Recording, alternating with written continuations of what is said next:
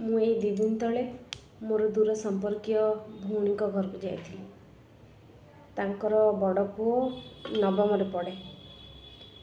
କିଛି ସମୟ ଆମେ ବସିଲୁ, ଚା ଜଳଖିଆ ହେଲା, ଗପସପ ହେଲା ପରେ ତାଙ୍କ ପୁଅ ଆସି ମୋ ଭଉଣୀ ଯିଏ ହେବେ ତାଙ୍କୁ ଆସିକି ମୋବାଇଲ ମାଗିଲା ଆଉ କହିଲା, ମାମା ଆମେ ଆଜି ମୋ ସାଙ୍ଗମାନଙ୍କ ସାଙ୍ଗରେ ଆମେ ବାହାରେ ଆଉଟିଙ୍ଗ କରିକି ଆସିବୁ, ବୁଲିକି ଖାଇ ପିଇକି ଆସିବୁ।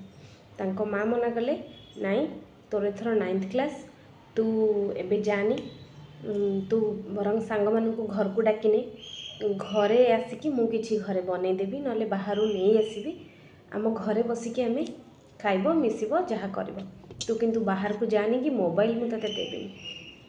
ସେଇ କଥାରେ ମା ଆଉ ପୁଅଙ୍କର ବହୁତ ଜୋରସୋରରେ ଯୁକ୍ତିତର୍କ ଚାଲିଲା।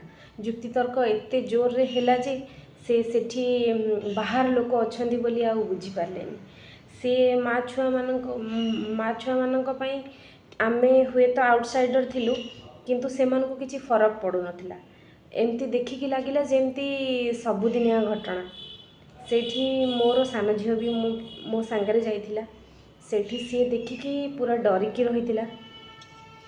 ତାପରେ ଘରକୁ ଆସିଲା ପରେ ମୋତେ ପଚାରିଲା, ମାମା ସିଏ କ'ଣ ତାଙ୍କ ମାମାଙ୍କ ସାଙ୍ଗରେ ଏତେ ଜୋରରେ ଏମିତି ଯୁକ୍ତିତର୍କ କରୁଛନ୍ତି, ଏମିତି କ'ଣ ମାମାଙ୍କ ସାଙ୍ଗରେ କରନ୍ତି? ମୁଁ ସେଇଠି ଚୁପ୍, ଅବାକ୍। ମୁଁ କ'ଣ କହିବି ମୋ ଛୋଟ ଝିଅକୁ, ମୁଁ କ'ଣ ବୁଝେଇବି?